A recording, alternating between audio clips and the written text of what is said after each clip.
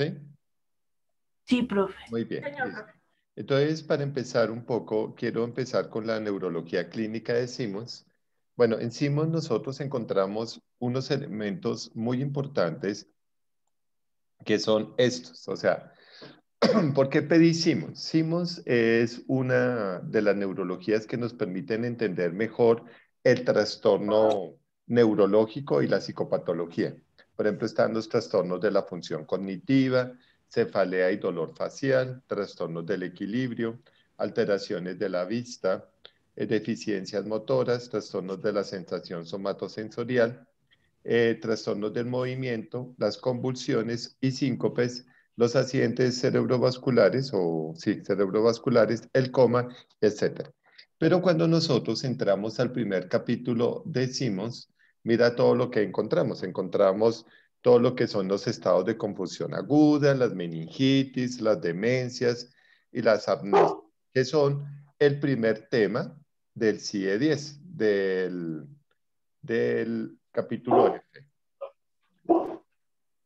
Entonces, para ir adelantando un poquito el tema, por favor, ustedes van a leer el capítulo 1 de Neurología de Simmons para hacer correlación con el capítulo F que vamos a ver, que son trastornos mentales orgánicos. Entonces, el capítulo 1 habla sobre las demencias, demencias vasculares, demencias tipo Alzheimer, demencias mixtas, de Pitt, de Creutzfeldt-Jakob, de Huntington, Parkinson, VIH, y etc. Entonces, literalmente, el capítulo 1 de Simon hace referencia al trastorno mental orgánico, incluido trastornos sintomáticos, es decir, de los síntomas de la enfermedad. Entonces, por favor, van adelantando su trabajo con el capítulo 1 de Simmons. Los que ya pudieron conseguir el libro, este libro, pues van leyendo el capítulo 1 y 2 de este libro. El capítulo 1 y 2 hace referencia mucho a lo que está en Saracen también, que son la parte de el concepto de de normalidad y la clasificación de los trastornos, que se llama nosología. Entonces, nosología es el nombre que se le da a la clasificación de los trastornos. Perdón. ¿Listo? Entonces, por favor, van a ir adelantando ese tema. Listo. Hoy vamos a tratar de entender un poco más algunos elementos generales de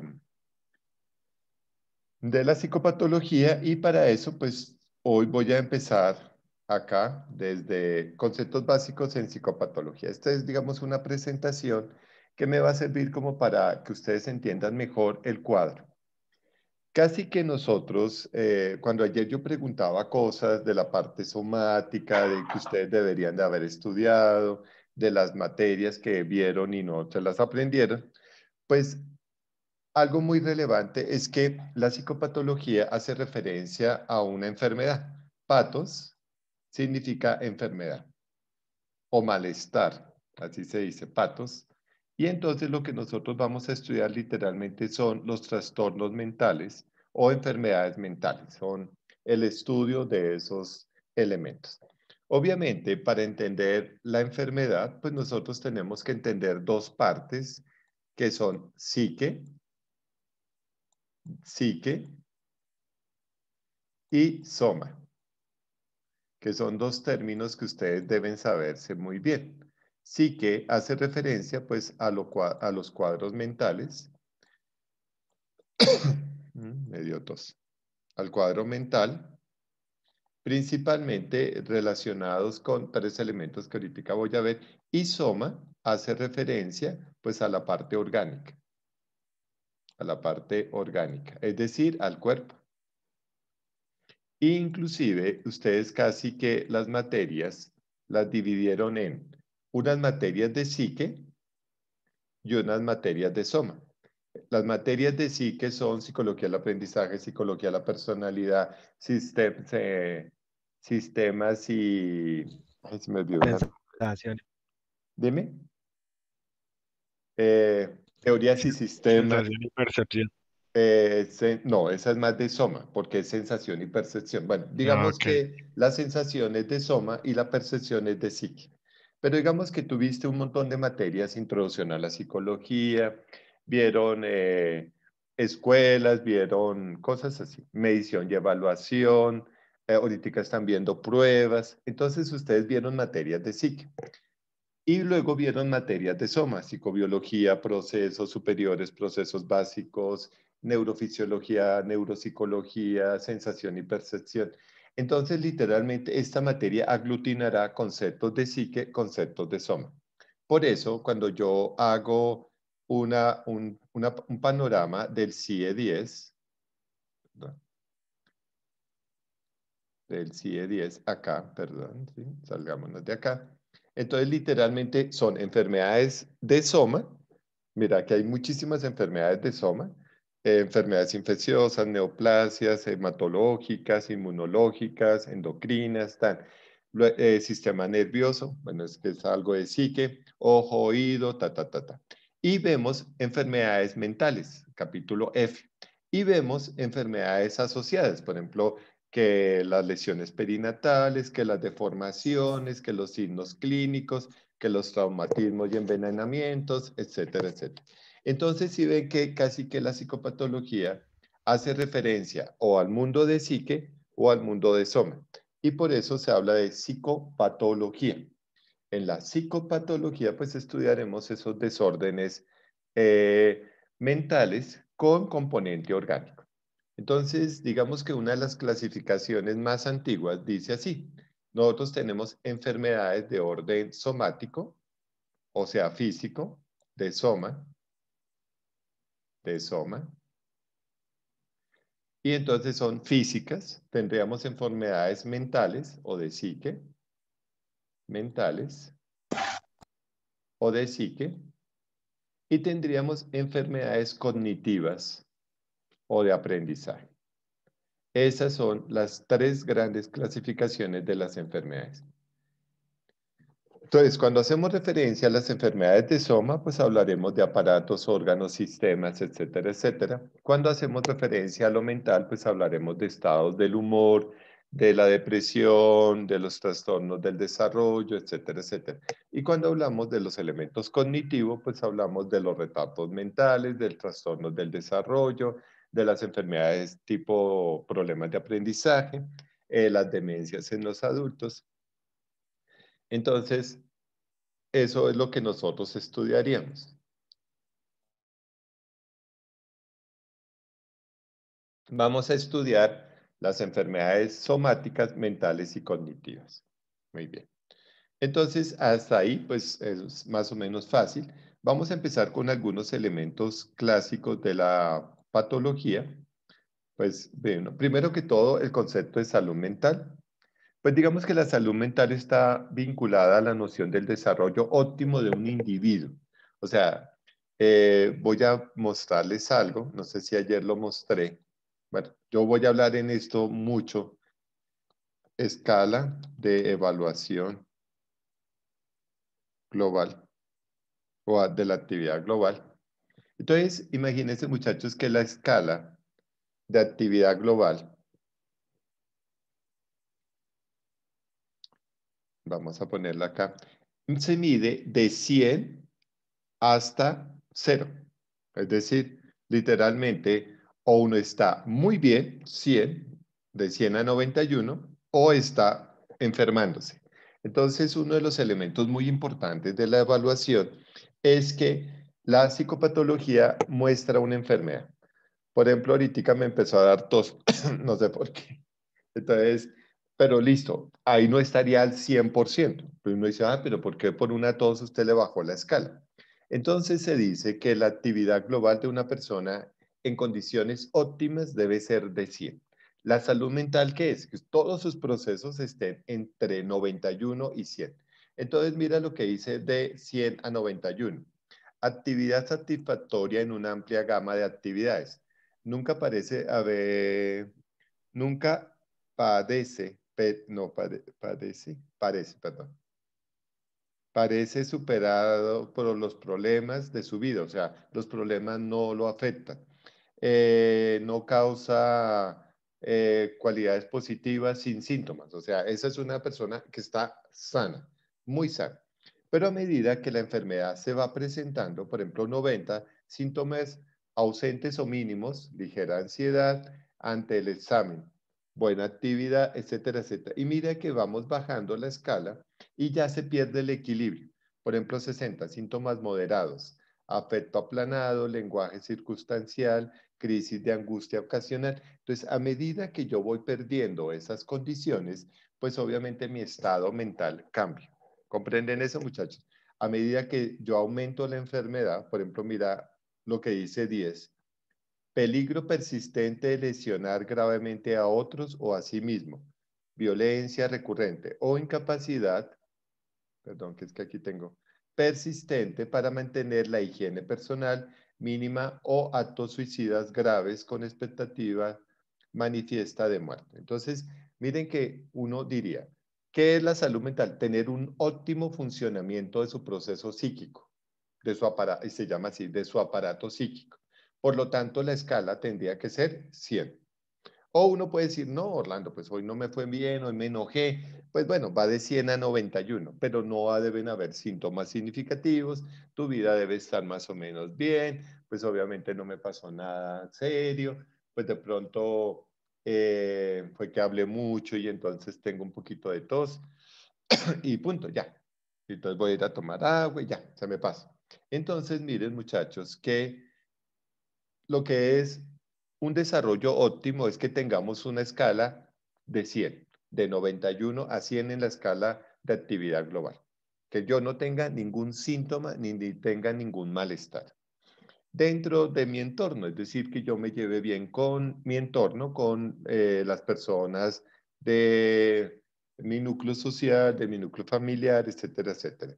Y debe ser tenida en cuenta su edad, su capacidad, sus condiciones de vida y cultura. Es decir, la situación familiar, pues obviamente se mide de acuerdo a la edad, se mide de acuerdo a algunas condiciones o se mide de acuerdo a algunos principios que podrían cambiar ese óptimo funcionamiento. Se define como salud mental la capacidad de un individuo para, primero, establecer relaciones con los demás, ¿sí? Por ejemplo, uno establece relaciones con su grupo familiar, ¿listo? Participa de forma constructiva en la modificación de su entorno. Entonces, por ejemplo, yo en mi trabajo aporto, me vuelvo aportante. Resolver de manera adecuada los potenciales conflictos y desarrolla la personalidad integrando las pulsiones instintivas dentro de las normas sociales. Entonces, miren, muchachos, que aquí surge un elemento de normalidad. ¿Qué es lo normal y qué sería lo anormal? ¿Estás de acuerdo, Claudia Escobar?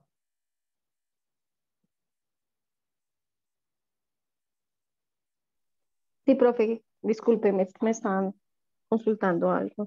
Sí, lo sé. Por eso Discúlpeme. paré la clase. Quiero que Sí, todos señor. se coloquen en cámara, muchachos. Porque no quiero hacer el concepto de que esté hablando al aire. Miren, muchachos, una de las condiciones serias en la clínica, y esta materia es la clínica, es que usted preste atención. Por una razón. Porque si usted está trabajando con su paciente y empieza a pasar un poco lo que le pasó a la señorita Claudia, pues entonces yo no sé para qué fue llamada. Muchachos, no quiero parecer tonto ni nada. Ustedes pueden decirme que soy ortodoxo, que es que profe, es que la cámara. No, esta materia es, mira, odio esta materia virtual. ¿Por qué? Porque es que yo no sé lo que están pensando, no sé lo que están viendo, si están llamando al novio por el celular. Y a mí me parece que esto es muy serio. Esta materia sí, si usted no tiene el tiempo y si todavía no ha llegado a su casa, prefiero que no esté en la clase. ¿Sí me entienden, muchachos? No quiero ser grosero. ¿Listo? Listo, Claudita, puedes apagar el micrófono. Gracias, profe. Discúlpeme. Entonces, los voy a estar monitoreando. Un segundito, por favor. Don Julián Mafari se quita la gorra que no hay sol en el cuarto. Puro escuelero, ¿sí o no, don Julián? Puro escuelero. Un trecito más, profe. Dime. Un trecito más. No, es en serio, muchachos. ¿Listo? Muy bien. Bueno, y ahorita les tengo una buena noticia. Mayra, Carolina, los quiero en cámara, por favor. Entonces, uno de los elementos fundamentales es el desarrollo de la personalidad. Entonces, miren que aquí utilizan un término de pulsión. ¿Quién recuerda en dónde se utiliza ese término de pulsión? ¿En qué escuela? En el psicoanálisis, profe. En el psicoanálisis, muy bien. ¿Y quién desarrolla la pulsión? ¿Qué Freud. elementos desarrollan la pulsión? Dime. Pulsión de vida y pulsión de Vida y muerte. muerte. Sí, entonces digamos la pulsión de vida y la pulsión de muerte. ¿Cómo se dice pulsión de muerte para los psicoanalistas? Tánatos. Thanatos. Muy bien. ¿Y el principio de vida? Eros. Eros, muy bien. Entonces, literalmente, la salud mental nos permite entender eso. Cómo nos establecemos con los demás, la participación de forma constructiva, cómo se resuelven de manera adecuada los potenciales conflictos y cómo se mantienen los elementos de personalidad pese a la pulsión. Digamos que nosotros tenemos que entender que, según la OMS, la Organización Mundial de la Salud, el estado óptimo es el estado completo de bienestar entre lo biológico, lo psicológico, lo social. Pero también ustedes deben tener en cuenta que debemos entender los elementos culturales, los elementos ambientales, los elementos espirituales un poco. Inclusive muchas de las técnicas de teoterapia se basan en los elementos espirituales. Y hay un elemento muy interesante en la evaluación de la psicopatología y es, por ejemplo, preguntar sobre su religión. ¿Por qué creen que es importante preguntar sobre la religión del paciente? A ver, señorita. Profe, Como para... profe, porque dependiendo de la religión, muchas veces el paciente se cohíbe en realizar actividades que hacen parte de la terapia. Perfecto, muy bien. Dame un ejemplo. No sé, por ejemplo, me voy a la mormona, que esa tiene como más limitaciones en temas comportamentales o de hacerse exámenes de sangre y cosas así por el estilo. Muy bien. Entonces tienen esas limitantes, por ejemplo. Perfecto. Entonces miren que la OMS dice que todos los elementos deben estar en equilibrio para decir que tenemos un estado de salud. ¿Quién recuerda cuál es el concepto de dolor? ¿Qué dice la OMS con respecto al dolor? Es un estado de displacer. Si ven, miren lo que dice la OMS. El dolor es un elemento displacentero, o sea, que nos aleja del placer con un componente tisular, o sea, de tejido, versus un componente subjetivo. Entonces, miren muchachos que lo normal o lo anormal estaría relacionado con eso, con los elementos de placer y displacer. ¿Sí me comprenden? Como el dolor. O sea, uno puede tener una situación que le genera displacer, y ahorita lo vamos a ver, hay muchas enfermedades de orden displacentero, las parafilias, por ejemplo, el fetichismo, el voyerismo, que son de orden displacentero. Y entonces al ser de orden displacentero, pues obviamente nos genera un malestar. Y ese malestar nos rompe el equilibrio emocional o el equilibrio óptimo de mental. Dime, Johan. Profe, con base a lo que usted está diciendo, dice que existen algunas enfermedades que puedan de ser digamos que este tipo displacentero. No sé, opino yo que de pronto todas las enfermedades que estén relacionadas con el soma son de tipo displacentero. No, Sí. no Pero creo mira, que exista de pronto alguna que genere placer, no sé. Mira que el sádico masoquista es esa teoría opuesta, porque el sádico masoquista, uno le gusta infringir dolor y al otro le encanta que le infrinjan dolor. Y por eso está dentro de las parafilias. ¿Sí me comprendes? En sí tienes razón en la No lo medida había que... visto por ese lado, sí, señor, pero bueno, sí. Pero sí, ¿ves? O sea, hay gente que le encanta el dolor. Hay una película que se llama La profesora de piano, que tendrían que verla, muchachos. Es muy interesante porque ella se infringe dolor para sentir placer. Y entonces dime. Pero trata de ser el final es muy confuso. Para mí el Sí, final parece muy confuso. sí, pero mira, pero literalmente es eso. Si ves cómo ella se infringe dolor y hace cosas muy patológicas, pero ella se siente Y bien es con eso. horrible. Sí, Sí. es bien horrible Es como esa las técnica. personas que practican, profe, el cutting, ¿es que se llaman? El Las cutting, cortadas muy en bien. los Ahora sí, brazos. tú mismo te estás Sí, respondiendo. sí, sí, Entonces, es que no lo había visto como desde esa perspectiva. pero mira lo interesante, hay elementos patológicos. Es que ahorita van a entrar a un mundo muy difícil. ¿Qué es lo normal versus qué es lo anormal? Por ejemplo, para una persona que se realiza el cutting, que es cortarse, para ella es normal cortarse porque así se siente tranquila. Literalmente todas ellas se sienten tranquilas al cortarse. Nosotros desde la psicopatología, ¿qué diríamos? No, pues eso está mal, ¿comprenden? Eso está mal, porque está agrediéndose, pero para ella es un elemento placentero. Entonces, mira que toda la discusión en psicopatología es qué es normal versus qué es anormal.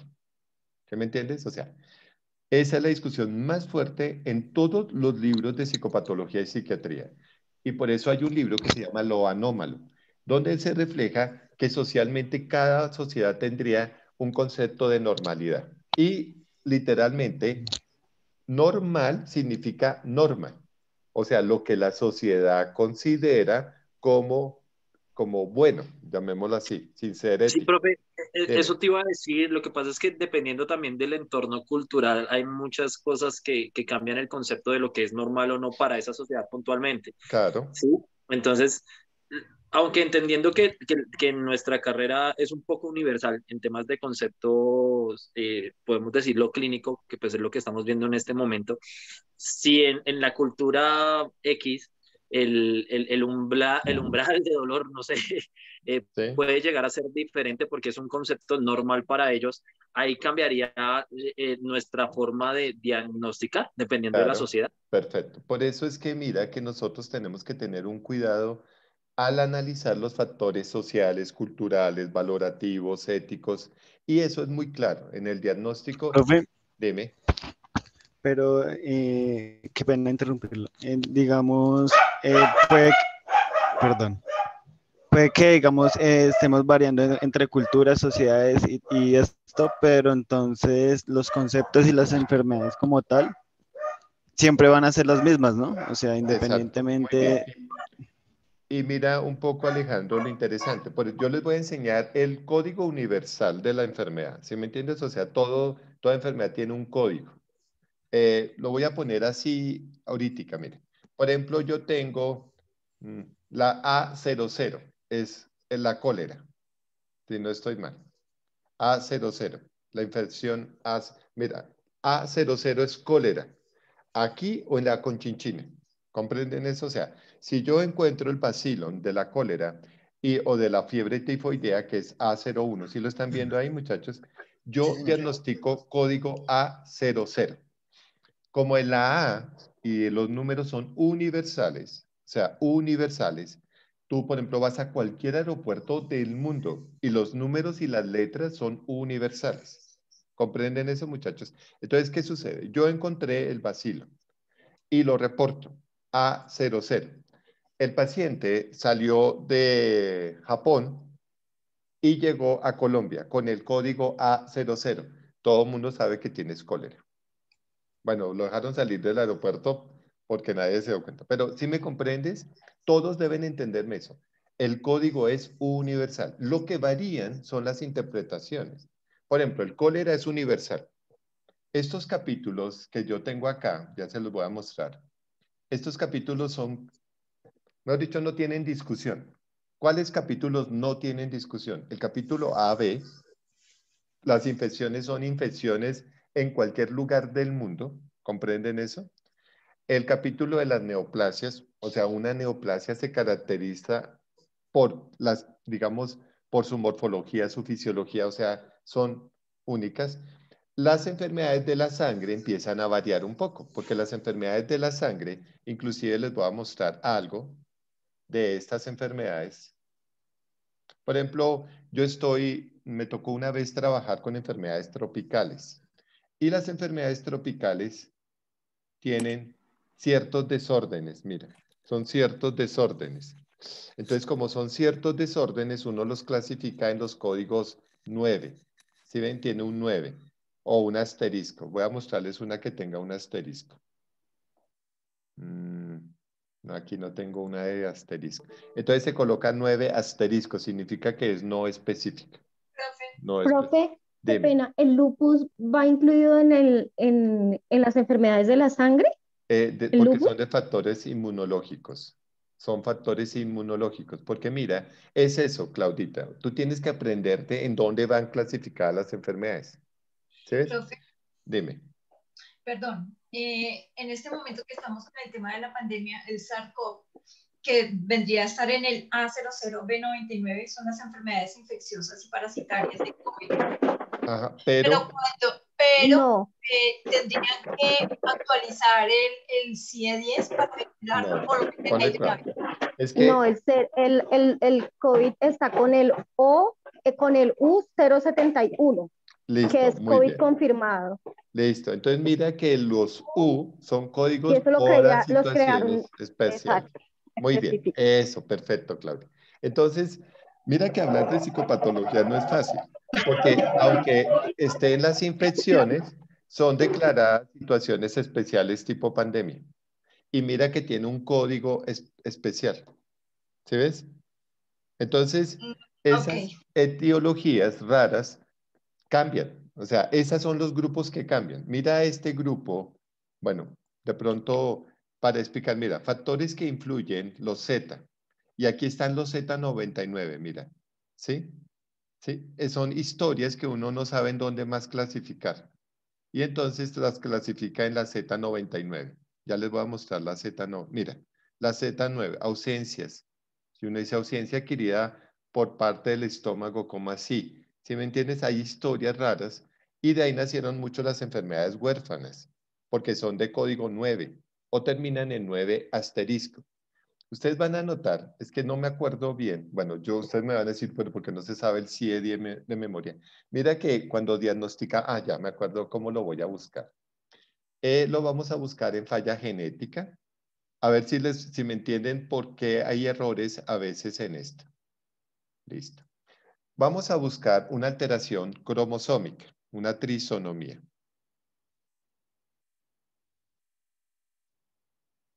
Bueno, lo voy a preguntar aquí más fácil. Para eso se utiliza el código. Entonces uno dice código de síndrome de Down.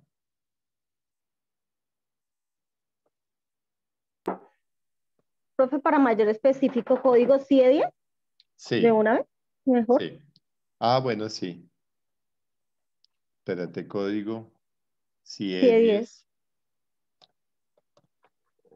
Es que quiero mostrarles algo muy clásico. Mira, bueno, miremoslo aquí.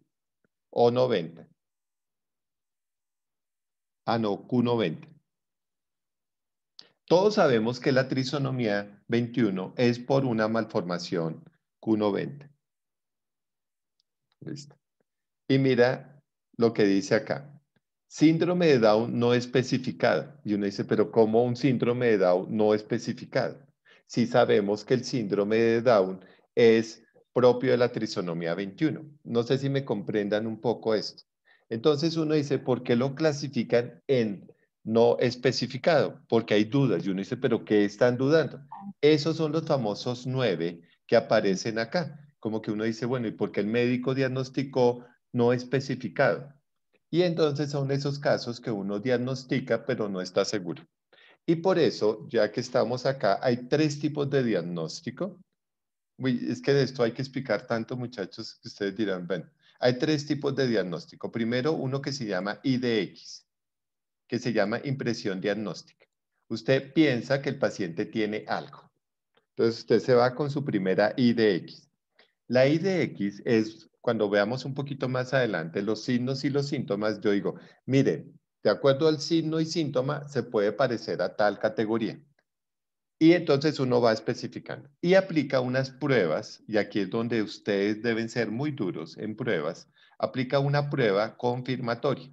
Las pruebas se clasifican en 3, que son pruebas de laboratorio, pruebas de imagen, diagnóstica, bueno, me estoy adelantando, y pruebas psicológicas o psicométricas.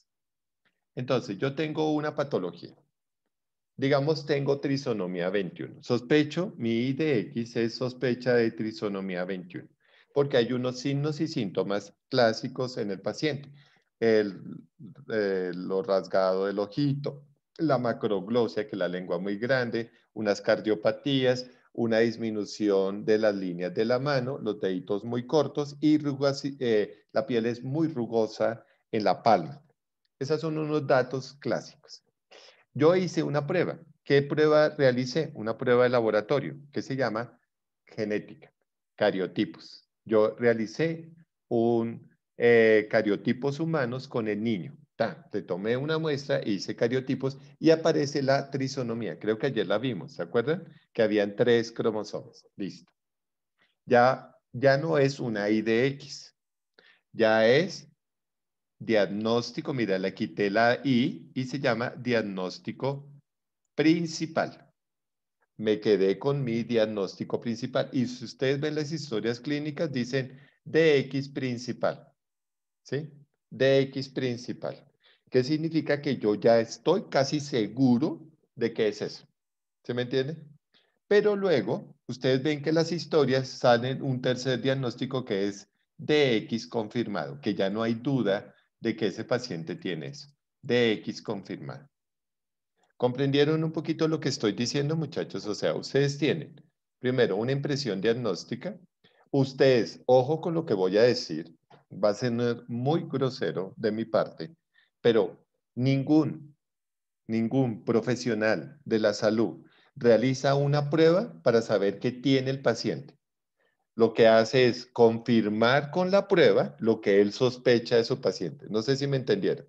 O sea, por ejemplo, ayer me llamaron y me dijeron, profe, ¿usted me puede hacer el favor y convencer al neurólogo que le mande un TAT a mi paciente? Y yo, ¿pero y por qué? Le dije, dime qué pasa. Me dice, no, que tiene cuadro migrañoso, que tiene mucho dolor, era una neuralgia del trigémino, que tiene mucho dolor en la cara y que un especialista dijo que con un TAT se resolvía. Yo, pero un TAT. Y le dije, dime la historia del paciente. ¿Sí ven? Yo hago la anamnesis y me dice, no, que le duele la cara cuando golpea la mandíbula, o sea, se llama golpe galvánico, los 2 dientes golpearon, le duele mucho. Y le hicieron algo a un diente, me dijo, sí, o sea, lo perforaron para hacerle unos conductos. Ah, listo, ya sabemos. El conducto dañó el trigémino.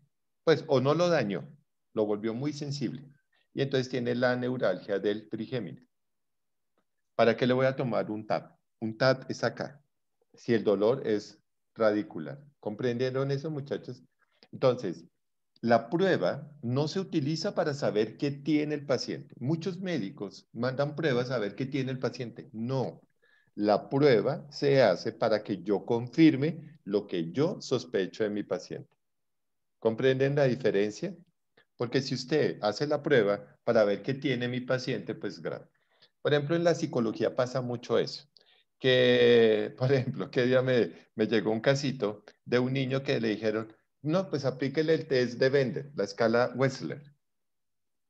Y el Bender, y yo. ¿Y qué tiene el paciente? No, que está hiperactivo, y yo.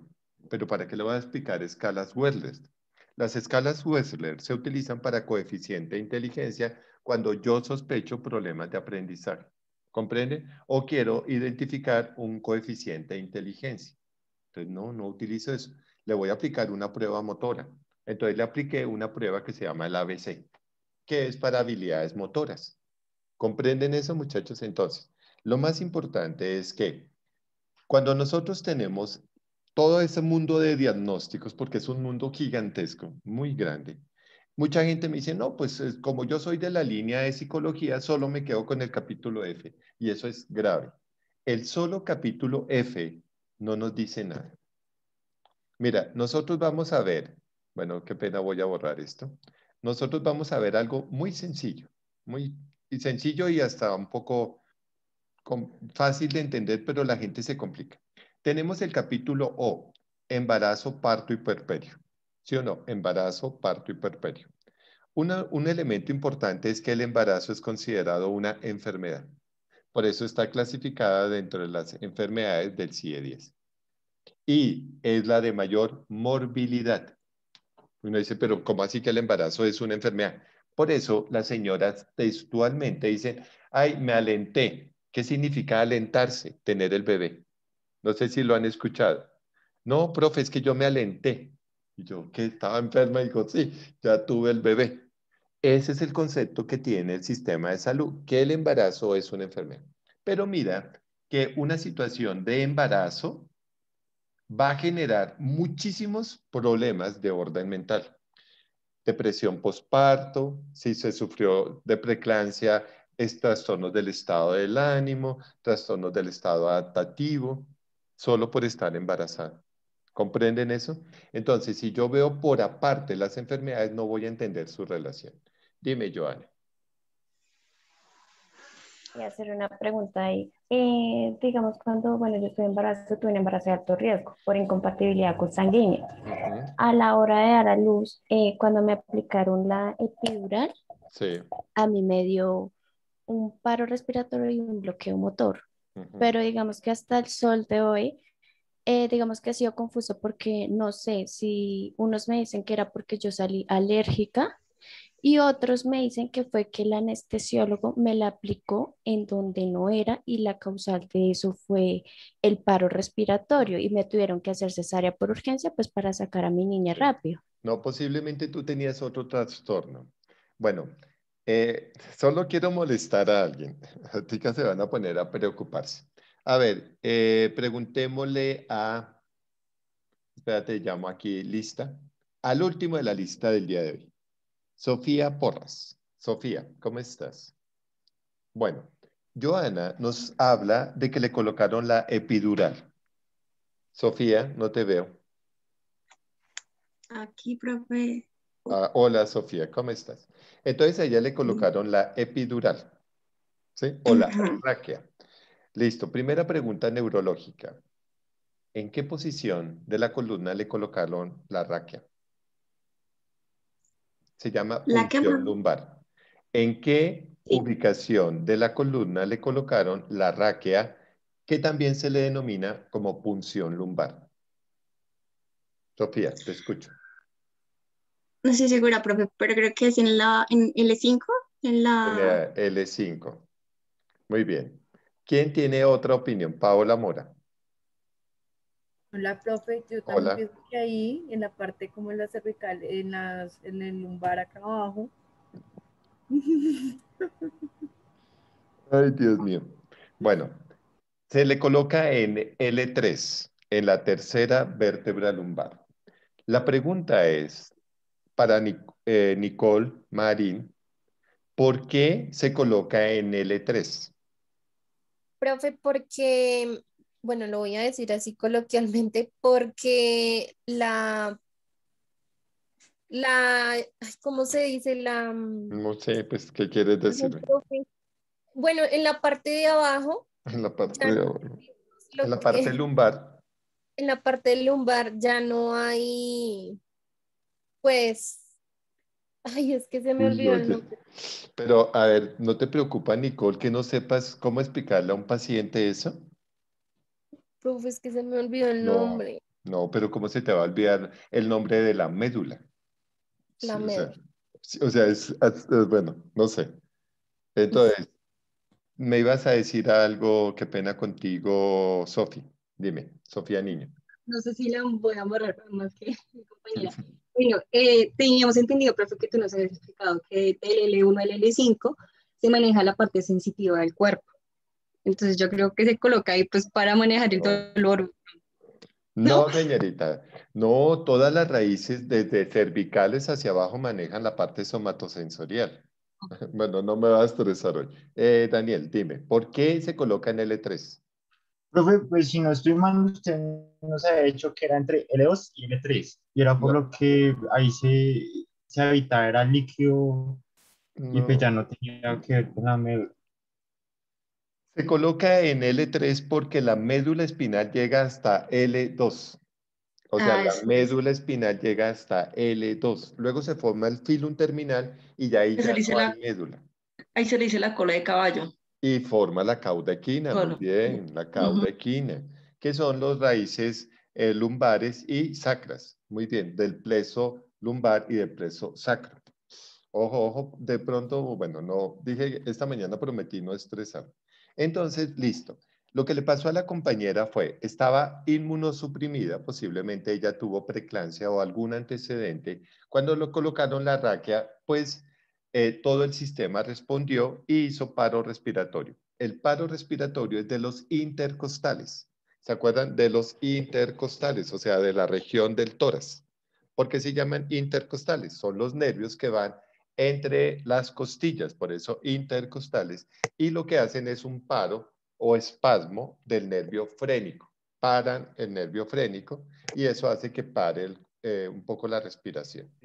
Profe, Y disculpe. dime. Había escuchado un término de tórax en leño, no sé si tiene Sí, algo que ver.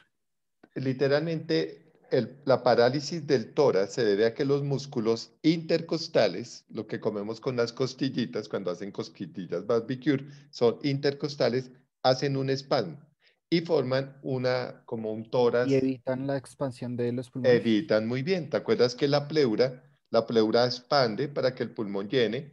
Cuando contraen los intercostales, la pleura presiona el pulmón y sale el dióxido de carbono. Entonces, inspiración, expiración.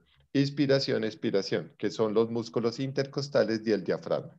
Entonces, lo que le pasó a la compañera es que estaba posiblemente con una alteración de tensión o un estado anímico muy complicado y lo que hizo el analgésico, la anestesia puede generar un posible paro. La pérdida motora se debió a otra cosa. Como en la zona está la cauda equina, que es un montón ¿se acuerdan de ramas de nervios que sale? Posiblemente sí colocó mayor dosis de la que debería haber colocado, generando una pérdida temporal, ella duraría unas 12 horas o a 14 horas sin sentir las piernas. ¿Cuánto duraste sin sentir las piernas? Sí, profe, 12 horas. Sí, es. Porque digas eso, profe, sí sabe. ¿Por qué? Porque simplemente se pasó el nivel de anestesia. Pero no fue un grave error, porque al cabo del tiempo ella recuperará y caminas perfectamente. Muchas pacientes quedan es con un dolorcito de cabeza cansón por un tiempo, más o menos unos 20 a 30 días. Pero es porque cuando yo entro con la aguja de punción lumbar, es que la aguja es larga, les voy a mostrar. Se llama espinocal, ¿no? Sí, muy bien. No, Entonces, esa aguja es horrible, aparte estaba gruesa. pues sí. Profe, pero eso es verdad que la cefalea, pues, posparto les da porque los pacientes alzan la cabeza. ¿Eso es verdad o eso es un mito? Literalmente sí, eso es cierto. Porque es que se hace Profe, en y posición. digamos, Dime. cuando tú decías que la compañera de pronto había entrado en un paro porque, bueno, por el tema de pronto de la dosis y eso de la anestesia, cuando una mujer, bueno, va a dar a luz y van a hacer la punción lumbar, ¿ellas también les dan sedación o solamente es con punción lumbar? Porque de No, es pronto si les solo dan... punción lumbar. Solo uno coloca analgesia en donde va a entrar. Mira, es que aquí está la posición propia. Si ves la curvatura que debe tomar la columna para que yo ingrese. Las vértebras están totalmente rígidas y tienen un núcleo pulposo. La partecita que uno parte cuando se come el pescado, si han visto que hay un núcleo pulposo, una partecita líquida. ¿Sí lo han visto? Que uno parte el esqueleto del pescado y sale como un líquido. Y entonces las vértebras se tienen que distensionar, por eso la curva que debe tomar este paciente. Y si hace esto, básicamente el líquido cefalorraquídeo pierde presión generando cefalea. Porque es que hay un líquido, o sea, ¿se acuerdan? Líquido cefalorraquídeo. Entonces, cuando yo entro a la pulsión, pues obviamente, mira, la pulsión es una aguja larga, sí, muy gruesa, pues claro, porque debe atravesar el núcleo pulposo y llegar hasta la médula. Entonces es muy gruesa, es muy incómodo el procedimiento, demasiado incómodo. Y Y entonces, doloroso. claro, porque es que está entrando entre el hueso. Algo muy importante, muchachos, es que en patología, en psicopatología, no sé si lo dije ayer, la causa de mayor incapacidad en el mundo es el dolor. Y obviamente el dolor se clasifica de 1 a 10. Cuando veamos cefaleas y eso, si me alcanza el tiempo, porque eso es de mucho tema. Entonces, imagínense que el dolor se clasifica de 1 a 10. Un dolor 10 es óseo. O sea, cuando refiere al hueso, la osteomalacia, por ejemplo, la muela, cuando a uno le duelen las muelas, tiene una muela picada, es óseo, el dolor es insoportable, es de 10 sobre 10. ¿Comprenden lo que estoy diciendo? O sea, lo mismo que cuando uno tiene las cordales. Cuando uno tiene, sí, que duelen Ok. demasiado, o sea, literalmente un dolor de muela es, ¿quién recuerda, los que vieron conmigo neurofisiología, cómo se llama ese dolor? Profe, si no estoy mal, era el dolor del suicida. Muy bien, perfecto, del dolor del trigémino, ¿se acuerdan? El dolor del suicida, porque uno quiere literalmente arrancarse la cara del dolor. ¿En qué película hacen referencia a ese tipo de dolor? En el náufrago, En El náufrago, ¿se acuerdan? Que él él tiene se que arranca la muela con un literalmente patín. fracturarse el diente para sacarse la muela y se lo fractura con un patín de hielo, ¿sí? Unos patines de hielo para fracturarse y sacarse la muela. El dolor es insoportable. Entonces, para terminar un poquito esta idea, pues lo que es doloroso es porque hay ingreso al espacio de los huesos. Y como el espacio del hueso es óseo, el dolor es muy intenso. No puedo colocar otro tipo de sedación, porque ¿cómo? ¿Cómo bloqueo el hueso? O sea, el hueso como tal no se bloquea. No sé si me están entendiendo. O sea, yo no O puedo. sea que o sea, en una operación, o sea, en ortopedia, en la parte de de, bueno, que le No sacan se la puede Sí, rótula anestesiar un hueso. y se sí. anestesia solamente son los nervios, no No, más exacto, bocas. los nervios, porque son los que llevan la información. Muy bien. Ah, O ok. sea, todo el sistema periférico es el que se bloquea, porque tú el hueso no lo puedes bloquear. ¿Comprendes? No se bloquea el hueso, se bloquean los nervios. Y entonces la idea es lo siguiente. No sé si me alcancen a ver. Entonces, este es el nervio y mi mano es el músculo. Entonces, yo evito que el circuito nervioso lleve información al cerebro. Por lo tanto, bloqueo el nervio, no el músculo. ¿Sí? Entonces, eso es así.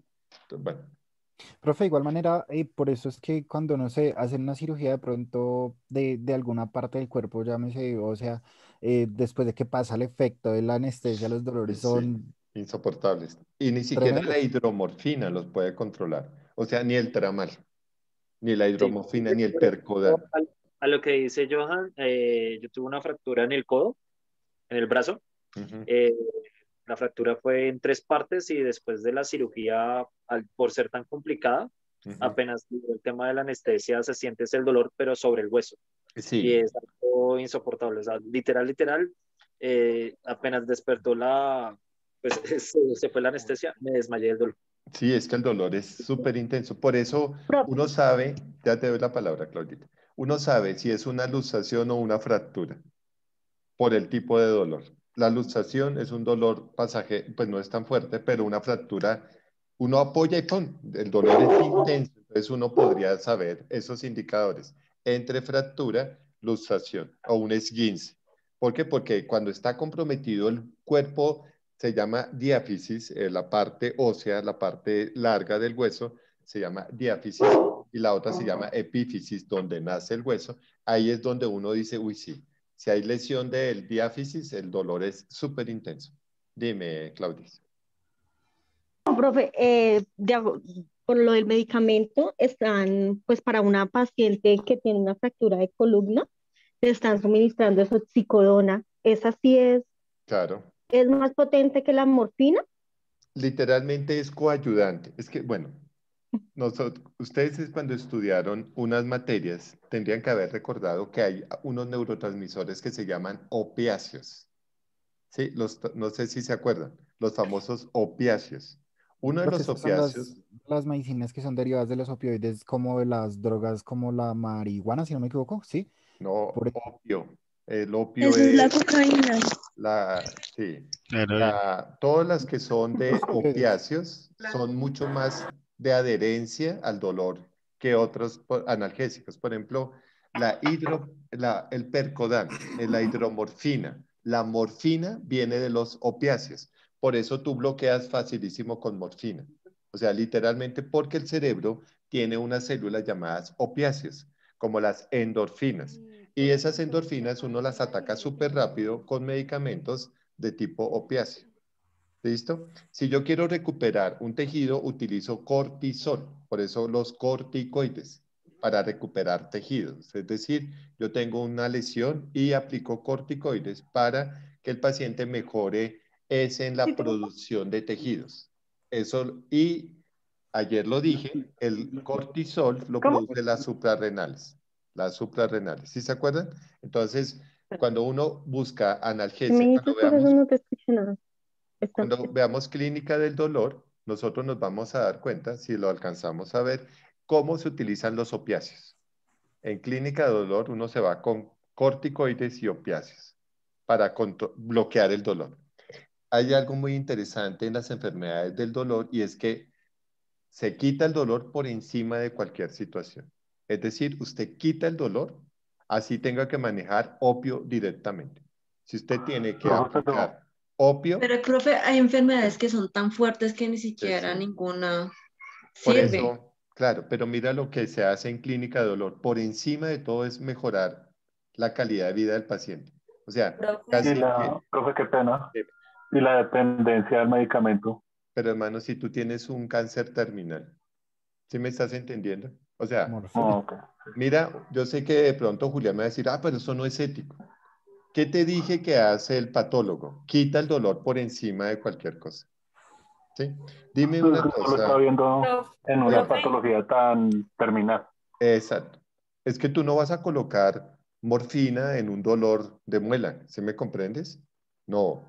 Mira, mira muy importante lo que acaba de decir Julián. ¿Están entendiendo que lo que ustedes van a hacer es muy delicado? Porque tienen que tener muchos factores en cuenta. Por ejemplo, la edad. Uy, cuando veamos esto, no, es que no sé cómo empezar a decirles Que todo la lo que tienen que morfina, saber. y que la morfina la tienen que suministrar y ponerla con oxígeno, Claro, porque no, tema pero mira, Lisette, que hay muchas cosas. O sea, para que un paciente termine con una dosis de morfina es porque su dolor y su estado terminal es muy fuerte. Digamos, cuando yo trabajaba en oncología, todo paciente de cáncer nivel 4 tiene morfina. Porque, ¿de qué me sirve Profe, y tener eso a lo un define paciente? la clínica del dolor, ¿no es Sí, cierto? muy bien. Yo trabajé en clínica de dolor. Y por eso te decía, mira cómo tenemos que tener un claro conocimiento del paciente y decirle a la familia. O sea, hay cosas que mi trabajo en salud mental se relaciona con la información que le doy a la familia. Digamos que el psicólogo, ustedes cuando sean psicólogos de unidad, tendrán que informar a la familia sobre el manejo, pero ustedes deben saber todo acerca del manejo de ese paciente. Todo, todo, todo, todo. Sí, el medicamento, los paliativos, todo. Porque ustedes son la voz científica un poco que va a comunicar a la familia. Mira que en las unidades de cuidado intensivo es el psicólogo el que da la noticia de la recuperación o no de un paciente UCI. ¿Por qué? Porque él Pero que, supuestamente tiene el manejo. Dime. pero también eso es también, como dices, que la formación es muy importante porque yo estoy en esa situación con mi papá y el psicólogo fue brutal. Ahora bienvenida al mundo. Y seguro Eso salió. fue, Ahora sí mm, están entendiendo por qué yo les profe, estoy diciendo esta materia es sí. pesada. Porque si usted no sabe explicar un diagnóstico, entonces, ¿para qué carajos va? Profe, una consultita. Dame Deme. Cerca de una fractura, por ejemplo, mi hijo tuvo una fractura, pero bueno, a él lo anestesiaron todo. Pero en el momento que él salió de la anestesia, solamente me dijeron, mamá, tienes que controlar el dolor porque él es alérgico a todos los AINES y a la sal. Entonces me decían que no podían aplicarle nada para el dolor. Uy, sí, Y el niño gravísimo. tuvo que controlar, o sea, tratar de controlarlo porque no me le Sí. aplicaron nada para el dolor. Mira, es que hay organismos que reaccionan diferente a cada medicamento. Por eso se testean. No sé si has escuchado el término testear. Testear significa que se hacen pruebas para que yo sepa exactamente. Mira esto para que tú me entiendas. Tú te has dado cuenta que hay un grupo de enfermedades infecciosas. Por ejemplo, a tu niño le da otitis, pero frecuentemente, y le dan antibióticos, le dieron cefalecina, moxacilina, le dieron un montón de antibióticos, hasta que un otorrino dijo, paremos, hagan un cultivo. ¿Qué es hacer un cultivo? Eso es lo que hace mi hijo, o sea, mi hijo hace eso. Entonces, toman la muestra y la cultivan. Y luego empiezan a determinar qué antibióticos ahí en el cultivo sirven, no sirven. O sea, salió positivo para amoxicilina, negativo para la cefalosporina. Eso es lo que se hace. Entonces, mira que cada organismo responde diferente al medicamento y se llaman umbrales. Sí, pues Cada, a él hicieron una prueba en un bracito, que es como un exacto, algo blanco, pero exacto, él se brotaba y se hinchaba en el momento listo, que lo aplicaba. perfecto. Eso es lo que hicieron. Testearon el analgésico en el bracito. Le hicieron un mapita. Y Es, entonces 1, 2, 3. Y entonces pincharon con 1, con 2. Cada pinchada llevaba un analgésico. Si la piel se pone roja, es alérgico. No lo puedo administrar. Eso es algo que ustedes deben saber, pues cuando estén en la clínica, ¿sí me entienden? Porque el paciente va a decir, ¿y por qué a mí no me dieron esto? Usted, porque en el test le salió que usted hace reacción alérgica a ese medicamento. ¿Listo? Muy bien. Vamos a seguir Enia y Johan. Rápido. A ver. Profe, me entró como una duda moral, no sé. Esto que Apaga sus parte, micrófonos, por favor. Espera, Enia. Clau. Gracias. Dime. bueno, de lo que dijo de que bueno, en esta materia es minimizar el dolor a toda costa, me pregunto, digamos, uno se convertiría en la voz del paciente, esas personas que ya están en coma, ya, digamos que está ese famoso, está sufriendo, desconectenlo, está sufriendo, déjenlo ir, pero la familia se resiste.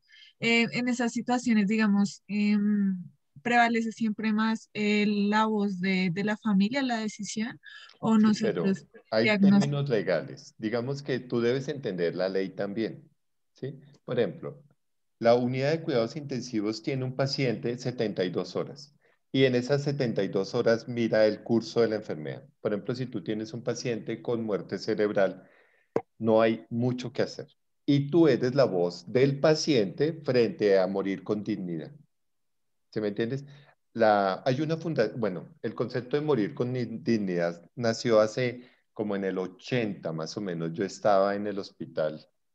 No, entonces no voy a decir de qué año, porque que no digan, ay, tiene tantos años. Entonces, digamos que cuando nació Morir con Dignidad, nosotros fuimos entrenados en hablar con la estructura familiar para que se tome rápidamente la decisión.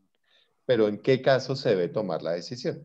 Por ejemplo, hoy me consultó mi amiga de Madrid, su hermano que lleva un mes y medio en la UCI. Me dice, Orlandito, ¿qué vamos a hacer? ¿Qué debo hacer? Y yo, no, si lleva un mes y medio en la UCI, mantente. O sea, porque en las 72 horas, bueno, me falta explicarte eso, hay periodos críticos que se llaman estados agudos. De 0 a 72 horas es un estado agudo, de 72 a una semana estado subagudo y crónico más de una semana o más de un mes, muchos dicen. Listo. Entonces depende del estado, ya sea agudo, subagudo o crónico, tú tomas la decisión, o bueno, el médico tratante, el intensivista, toma la decisión y la informa para que salud mental sea quien explique. Y entonces hay que explicarle todos los componentes. Mi profe de traumatología era muy duro. Me decía, Orlando, cuando veamos la escala de Glasgow, ustedes no la han visto, ¿cierto? Cuando veamos la escala de Glasgow, yo voy a tener comas superficiales, estados de somnolencia, nubilación, coma 1, coma 2, coma 3 y coma profundo. Del coma 1 se devuelve facilísimo la gente. Despierta. Del coma 2 regresa con lesiones. Del coma 3 no regresa tan fácil y si regresara llega muy comprometido. ¿Qué significa muy comprometido? Posiblemente pierda movimiento, movilidad, o pierda la memoria, o pierda el lenguaje, o pierda cosas muy graves. ¿Sí me comprendes? Del coma 4 nadie regresa. Y si regresa, tendrías un muerto viviente. Entonces, no sé si me entiendan un poco lo que estoy diciendo. Es que uno, como especialista en salud mental y en psicopatología, debe entender cómo regresar al paciente. ¿Sí? Por ejemplo, tú me dices, no, Orlando, mira, hizo intento de suicidio y se colgó. Fue un intento, fue salvado, pero la lesión le quedó en la garganta, por lo tanto perdió la voz. eso ya implica una condición muy particular de esa situación de intento de suicidio. Ese paciente muy rápidamente va a volver a intentarlo. ¿Por qué? Porque además de que no se pudo matar, quedó con una lesión. Entonces sus componentes psíquicos ya están mucho más complicados y es un paciente que debe estar supervisado y esto les va a llamar la atención. Hay pacientes que uno les asigna un familiar y siempre debe estar acompañado y es orden médica con acompañante. Entonces uno los ve siempre acompañados porque obviamente tiene unos antecedentes que posiblemente harán que repita la conducta suicida. ¿Entiendes un poquito eso, Enia? Entonces, como tú estás formada para eso, entonces tú eres la voz o del paciente o la voz de la familia. Pero debes tener muy claro qué hablar.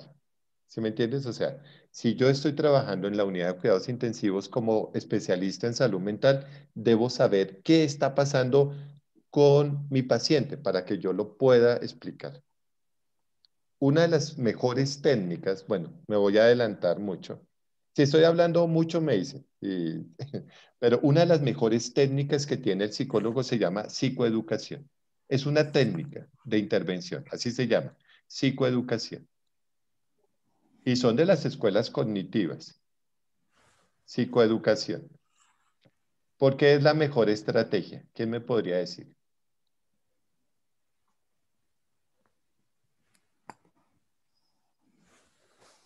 ¿Por qué sería una gran estrategia de intervención? ¿Por qué es la primera técnica de intervención? Pues no sé si va a decir, ¿verdad? Pero lo que se me viene a la mente es que no hay mejor forma de hacerle entender a alguna persona si entiende esa lógica, o sea, si lo piensa del mismo contexto, de los mismos conocimientos que uno, ¿sí? Entonces siento que es la mejor forma de la aceptabilidad. No sé si está mal. Listo, muy bien. ¿Ustedes por qué aceptan que yo los regañe? Porque estoy haciendo psicoeducación. ¿Sí o no? Usted dice, claro, Orlando me está educando. Punto. Y yo los educo con conocimiento. Entonces ustedes dicen, bueno, entonces me aguanto el regaño. Entonces, un paciente, si yo lo educo, genera adherencia al tratamiento y tenemos un plan de manejo. Si no lo educo, ese paciente no va a hacer nada. ¿Comprenden eso, muchachos? Entonces, ya aprendieron algo de intervención. La primer modelo de intervención se llama psicoeducación. Se educa al paciente, se educa a la familia y al entorno. Y ya tú superaste muchas cosas. En Clínica del Dolor, nosotros somos la primera línea de psicoeducación. El médico tratante se llama el químico, porque es que eso lo hacen los químicos, los neurofisiólogos y eso. Ellos determinan el medicamento, pero ¿quién determina la adherencia al medicamento? El psicólogo. ¿Comprenden eso? O sea, él determina qué medicamento voy a utilizar. Eso lo hizo el neurofisiólogo. Pero ¿quién determina cómo manejarlo? El psicólogo. Debe tomárselo, debe explicarle, debe decirle, debe hacer gráficos, no sé, pero debe convencer a su paciente de por qué debe tomarse el medicamento cada 8 horas. ¿Comprenden eso, Y muchachos? profe, se genera como una adherencia al tratamiento, ¿sí? Digamos Claro, que el eso es papel lo de que uno se llama. es sí, velar que el paciente cumpla con pues con las condiciones que se requieren para pues tener una mejoría, ¿no? Claro, pero Jessica, ¿qué te obliga a tener a ti como profesional? Pues su recuperación, No. un buen desarrollo. A ver, tú vas a hacer que tu paciente tenga adherencia al tratamiento en psicoeducación o utilizando la técnica de su psicoeducación. ¿Qué obliga al profesional? A ver, el profesional aquí estaría súper obligado. Al código del tema. A explicar el tratamiento a detalle. Perfecto. A explicar el tratamiento detalle a detalle, o sea, tener un conocimiento tan claro que el paciente no note que usted no sabe. O sea, usted debe convencerlo de que usted sabe esta vaina. Entonces, Saber exponer. claro, mira lo que le pasó a Eliana, ¿sí? Salió el psicólogo y tú le preguntaste, ¿cómo está asistido mi paciente? Y él, no sé, es grave, ¿sí me entiendes? Pues yo apenas tenía 15 años y mi papá salía apenas del cáncer del páncreas. Exacto. Que te digan a ti que tu papá se muere en un mes, en 15 días, estar en vuelo cada 8 días, porque yo vivía en Leticia. Imagínate. Entonces, créeme que eso fue como un choque porque dije, bueno, incluso yo la regañé, le dije, oye, ¿me vas a explicar bien? O llámame al médico o sea, Pues sí. el jefe tuyo y yo hablo con él porque la verdad me dio mucho mal genio. Pues es eso, ahora sí estás entendiendo. Entonces, psicoeducación obliga a que el profesional de salud mental tenga súper claro qué es. Y por eso uno asiste a la consulta, está en el servicio, hay junta médica, uno sabe todo. Yo les comentaba a los chicos que yo tuve la oportunidad de formar en intervención. Yo les decía, mire muchachos, una revista médica es fundamental. Se reúne todo el equipo y habla del caso. Entonces usted escuchó al fisioterapeuta, al fonoaudiólogo, al médico tratante, al intensivista, escuchó a todo el mundo. Y mi profe que era el profe Tejada, él cogía a cualquier disciplina. Nos reuníamos, digamos, 80 profesionales para caso clínico. Y él no tenía inconveniente preguntarme a mí sobre lo que hacía el médico tratante.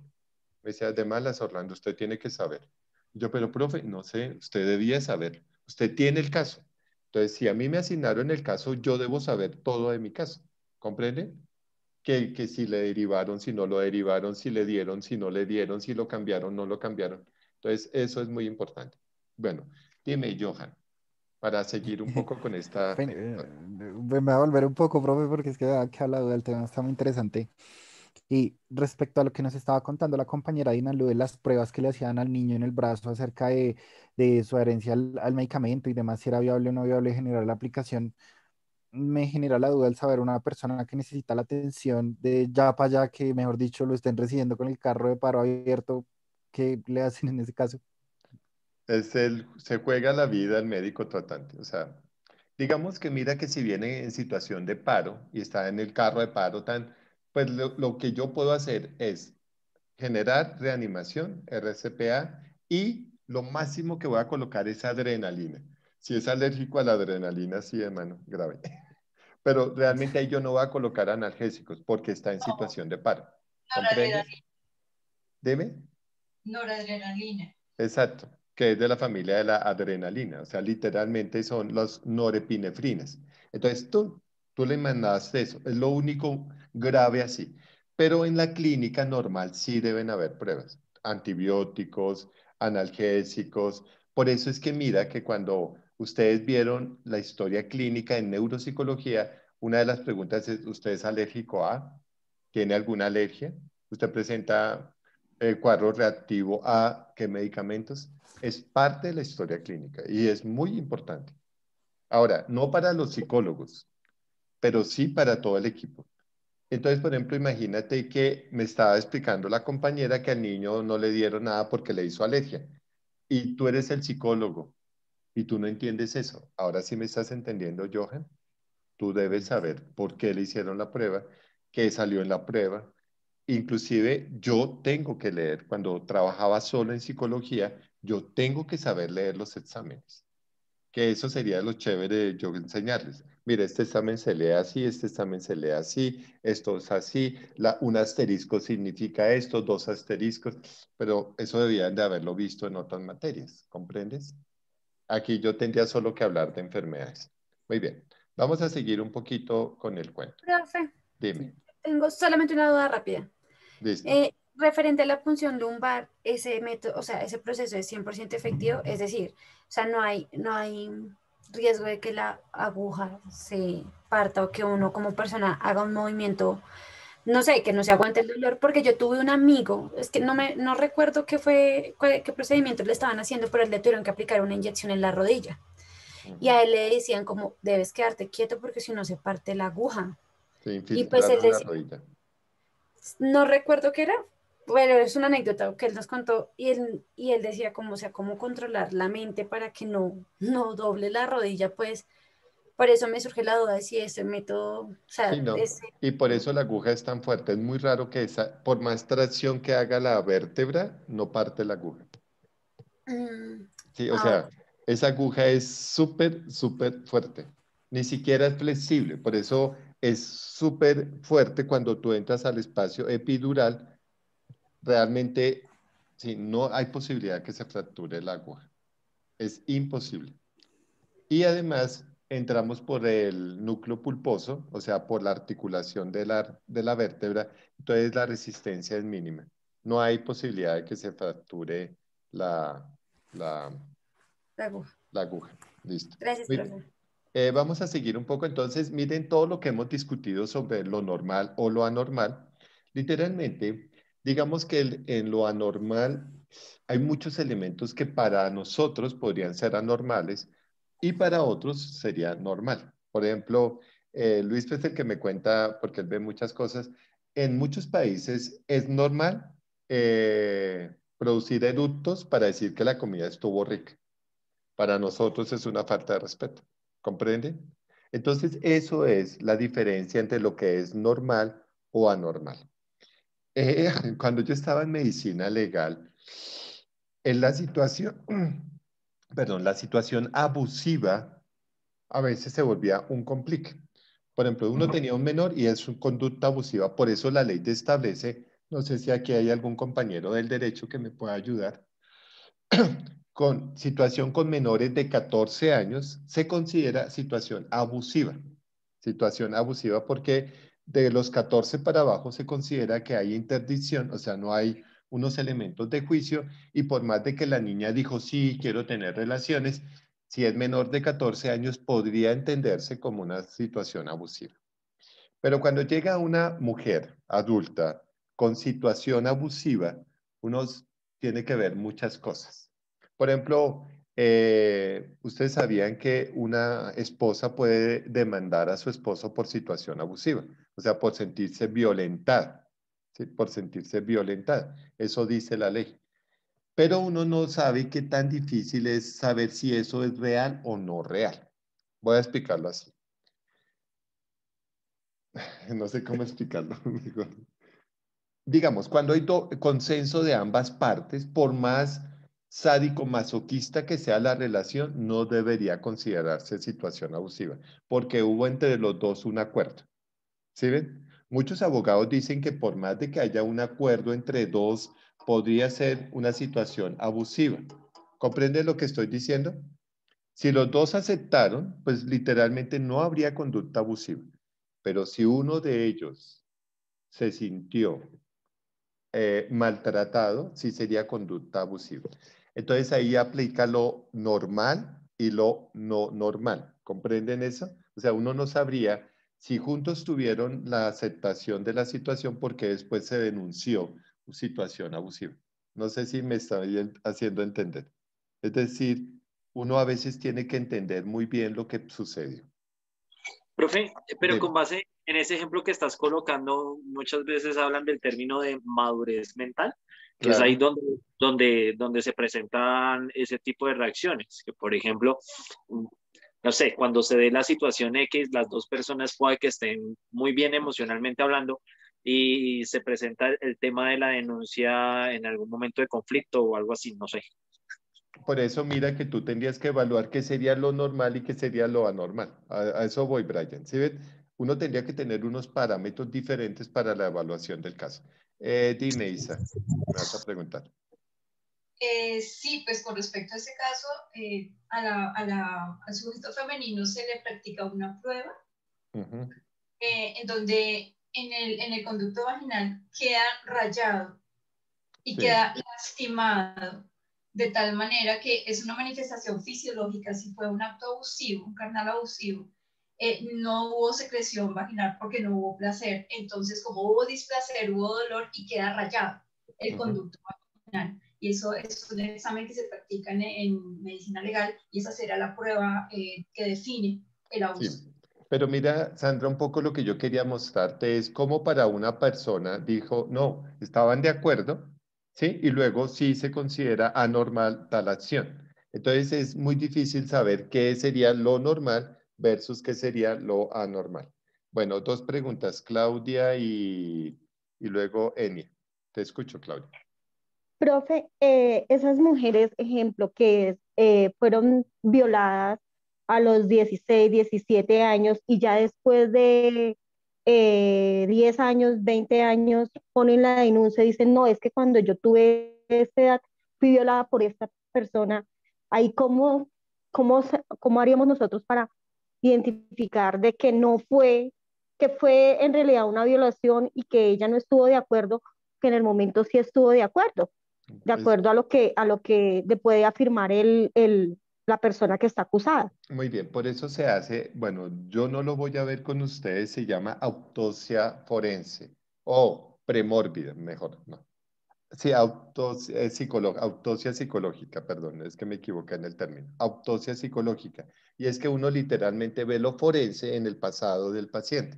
Es decir, evalúa todos sus elementos pasados premórbidos, o sea, antes de lo que ya ha manifestado, y evalúa esa autopsia psicológica como los antecedentes que me podrían a mí hacer pensar si es verdad o mentira.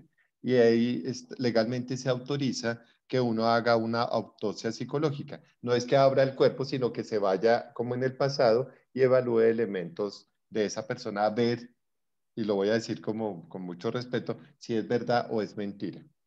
Hay muchas estriaciones. Sandra nos habló de las estrías en la cervix que se marcan cuando hay procesos de violación. Lo que no puedo asegurar es que haya sido la persona que las haya generado.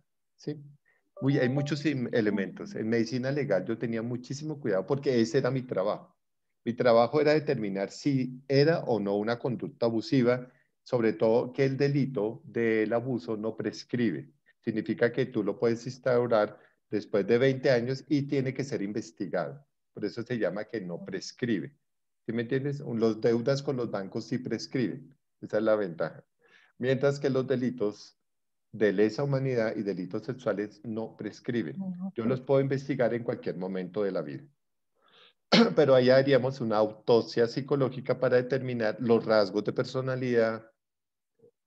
Por ejemplo, ahí se busca la histeria, se buscan elementos del pensamiento, se buscan las ideas obsesivas para saber si la persona realmente señala o no a un verdadero culpable.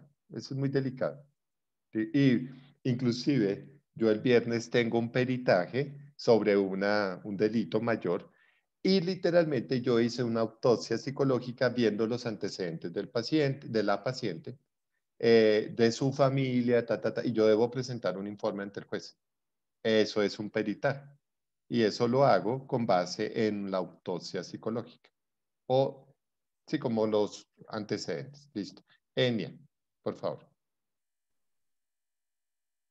Sí, yo apoyo mucho esa postura porque yo me acuerdo que una vez salió una noticia de una muchacha que estaba denunciando, obvio, acceso carnal, pero realmente ella quería incriminar a su expareja y le había solicitado a su pareja actual que la agrediera pues en ese contexto para que el examen pues arrojara como ese positivo a acceso carnal, ¿sí? Entonces yo sí siento y creo que es algo que todavía y siempre tal vez me va a generar un conflicto, y es que en nuestra postura hay mucho juicio eh, profesional, o sea, siempre nosotros vamos a tener que de cierta manera poner un bosquejo tal vez de lo que dentro de ese contexto de la persona es la normalidad, porque yo no siento que, o de todo lo que hemos visto, haya como un manual que nos diga, esto es lo normal y se sigue así, así, sino también yo creo que influye mucho el enfoque que cada uno tome viéndolo por diferentes escuelas, ¿no? Entonces, pues siento que son como muchos contextos que a la final no van a ser como un total absoluto, una verdad absoluta, porque pues uno, los pacientes arrojan resultados yo creo que totalmente diferentes y aunque se clasifiquen de cierta manera, todos siempre van a tener como un patrón individual. Entonces, perfecto. Y es que no eso sé, es lo es que... muy confuso. No, no tienes toda la razón. O sea, lo que yo voy a tratar de prepararlos a ustedes es para que alcancen a diferenciar aspectos de normalidad, entre comillas, por eso todo lo decimos entre comillas, versus lo anormal. ¿Sí? Yo antes de darle la palabra a Paola, imagínense en el siguiente caso. Pasa en cierto país que las chicas prostitutas se exhiben desnudas en vitrinas. Mucha gente diría, ah, allá son boyeristas, ¿no? Es una forma de venderse. Entonces hubo un escándalo, eso pasa en los Países Vascos, en los Países Bajos, y entonces allá hay cuadras enteras de niñas mostrándose para venderse, desnudas. Y una vez hubo una discusión muy fuerte aquí en Colombia y entonces me llaman a mí y me dicen, Orlando, ¿tú qué opinas de eso? Mire esa conducta aberrante de exhibir a las chicas de prostitución como en vitrinas. Y yo, curioso, uno de nuestros alcaldes las enrejó. Entonces, un alcalde en Bogotá cogió a las niñas de prostitutas, sobre todo en la zona desde la 10ª con 10ª hasta la 19, y a las casas les colocaron rejas. Y detrás de las rejas ellas se podían exhibir. Es igual. ¿Sí me entienden? O sea, la gente puritana criticaba lo que pasaba en los Países Bajos, pero en Colombia sucedieron cosas muy interesantes. Entonces yo decía, si ven qué tan diferente es hablar de lo normal y de lo no normal, o sea, de lo anómalo, es muy delicado. Por eso los clínicos reciben muchísima formación y son objetivos, aunque haya muchos elementos subjetivos, pero uno trata de ser muy objetivo. ¿Cómo es objetivo? Conociendo. ¿Se me entiende? Conociendo. O sea, casi que el conocimiento nos hará libres y nos permitirá entender qué es lo que es verdad y qué es mentira. No sé si ustedes recuerdan, qué pena, Paulita, ya te doy la palabra, lo que dijeron las musas en el poema de las musas. Las musas a veces decimos mentiras con apariencia de verdad y de vez en cuando proclamamos lo verdadero, cuando se nos antoja. Entonces mira que se dicen mentiras con apariencia de verdad y cuando se quiere se proclama lo verdadero. Eso lo dijeron las musas en el poema. Así pasa en la psicopatología. No sabemos qué es verdad ni sabemos qué es mentira. Hay que averiguarlo. Y por eso esta mañana lo dije así. Hay 4 elementos claros de la psicopatología a tener en cuenta. El primero, la observación. Fundamental. Si usted no sabe observar el signo y el síntoma, está muerto. Segundo, el análisis. Debe tener criterio de análisis, es decir, debe saber cómo ver cada dato. Ya lo voy a explicar más adelante. Saber sintetizar. Saber sintetizar. Y por último, saber concluir. Si usted sigue esos 4 pasos, va a ser un buen clínico. La observación, el análisis, la síntesis y la conclusión. Y les va a dar risa. Eso lo dijo Descartes en el método científico. O sea, literalmente la psicopatología es un método científico. ¿Comprenden lo que estoy diciendo, muchachos? O sea, usted tendrá que hacer una muy buena observación y por eso, mira lo que pasa. Bueno, ya te doy la palabra, Paula. Me estoy alejando de todo lo que hoy iba a explicar. Bueno, voy a traer una enfermedad. Se llama cifosis. Esta cifosis es una alteración. ¿Pero por qué la traje? Porque cumple lo que es la primera condición, observar. La medicina es comparativa. Yo comparo un antes y un después. En la psicopatología yo comparo un antes y un después. Todo se vuelve comparativo. ¿Comprenden lo que estoy diciendo? Usted compara un antes, una hora, un después. Punto. Eso nos va a permitir entender el signo y el síntoma. Se observa, se evidencia. Por eso uno compara. Y nosotros molestamos con que la medicina es comparativa. A usted lo miden como al carro. El lado derecho, lado izquierdo. Miren esto. Voy a traer una parálisis miofacial para que me entiendan perfectamente. Sí, más que, ¿sí ves la cifosis? ¿Por qué? Porque la observo, o sea, yo veo la protuberancia. ¿Comprende? Es observable. Uy, claro, yo lo veo ahí. Yo veo el sobrepeso. Yo veo cosas. Yo veo la marcha. Ahorita vamos a ver algunas cosas de marcha para que me entiendan esto. Voy a traer una parálisis miofacial. ¿Sí saben qué significa parálisis miofacial? Preguntémosle a Brian, a ver, ¿qué es parálisis miofacial? Uy, profe, me corchas. Bueno, listo, no importa. Jamie, Vergara, silencio. Parálisis miofacial. En mi ignorancia es como que cierta parte del rostro No tiene movimiento, es mi ignorancia. No sé si En tu es ignorancia. No voy a contestar. Don Nicolás, ¿qué es parálisis miofacial? Pues no recuerdo porque a una compañera se le paraliza la mitad de la cara. Una Perfecto, muy parte bien. Es puede la tambalear y parálisis de otra los no. músculos de la cara. Muy bien. Entonces, la señorita que en su ignorancia ahí más o menos le atinó. Le atinó. Listo. Ludi, dime las causas de una parálisis miofacial.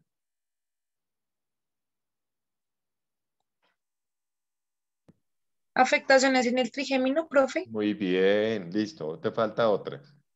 Son dos nervios de la cara y hay uno más fuerte que el otro. Ya dijiste uno. El facial. Ay, ¿quién No, fue? profe, así. ¿Quién Así fue? presente tengo esa afectación Listo, nomás. pero Pues ya no, te no. dijeron. No, no Ya. escuché, profe. Ay, tan de buenas. Señorita Latife, ¿qué escuchaste? ¿Cuál otro? Que la afectación del trigémino, pero la otra no la escuché, porque tú dijiste No, que era. No, bueno, no, la otra en serio no la escuché, perdona. bueno, Angie, No, profe, es que él habló muy ¿no? pasito. Bueno, diles al que habló. ¿Qué nervio? Nervio facial. El nervio facial, muy bien, el nervio facial. Entonces, es la complicación o la lesión del nervio facial o del trigémino. Pero por lo general las palabras dicen, a ver, ¿quién fue el que me dijo facial? ¿Nicolás? No. Yo, profe. Yo, Alejandro. profe, pues dígame quién es yo. Alejandro, muy bien, Alejandro, descréstame. Alejandro. Dime los números del trigémino y del facial. Sin mirar, no me hagas trampa. Dime el número del trigémino y el número del facial. Ay, Dios mío. Entonces, esto, a ver, ¿quién sabe? ¿Quién sabe los números? Paula. ¿Sabes los números? Paula Parada. ¿No? ¿Ninguno se sabe los números? ¿El 7? ¿El Trigémino, 7 cuál es? 5, ¿El 5 cuál? el trigémino. El 5 es el trigémino. Muy bien, el 5 es el trigémino y el 7 es el facial. Muy bien, 7 facial. Muy bien. Entonces, volvamos antes de darle la palabra a Paola, que ya debe estar cansada con la mano arriba. Entonces, miremos esto. ¿Por qué se dice que la medicina es comparativa? Por esto mismo. Mira, esta es una parálisis facial o miofacial. Y estos son los faciales. Por eso, miofacial, músculos de la cara. Entonces, ¿qué comparo? A ver, ¿por qué yo digo que la medicina es comparativa? Esta queda mejor. ¿Por qué es comparativa? Porque permite establecer unas diferencias. Sí, sí, exacto, se Se compara ven las que Un diferencias. antes y un después. Bueno, no, aquí no se vería un antes o un después. ¿Qué se vería? lo que El lado está derecho, Hay el lado simetría, izquierdo. Simetría. La simetría del lado derecho y del lado izquierdo, ¿sí ven? Por eso se dice comparativa, usted compara cosas. Entonces, la medicina es comparativa. Usted dice, al lado derecho le pasó esto y al lado es. ¿Ustedes se acuerdan de una lesión? A ver si se acuerdan de esta lesión. Me voy a salir 2 segunditos para llamarla a ver si se acuerdan de este tipo de lesión. ¿Todos vieron conmigo neuro? Sí, ¿Sí? señor. Listo, muy Bueno, bien. yo sí. Les voy a mostrar una lesión y me van a decir qué lesión es.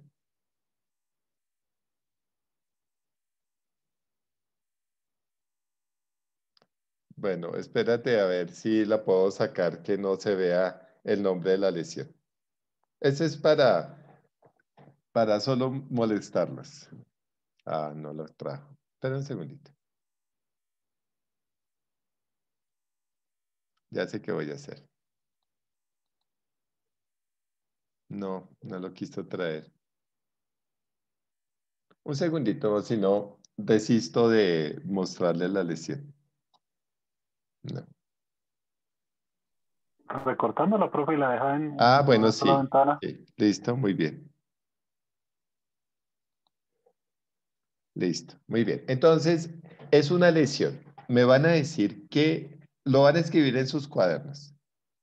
Lo van a escribir en sus cuadernos. Ahora no lo paiga rápido. Rápido. Estoy de afán.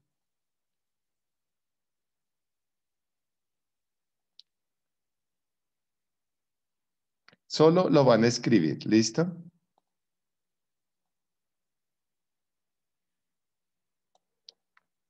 Listo. Ahí va. Solo escriban el nombre de esta lesión.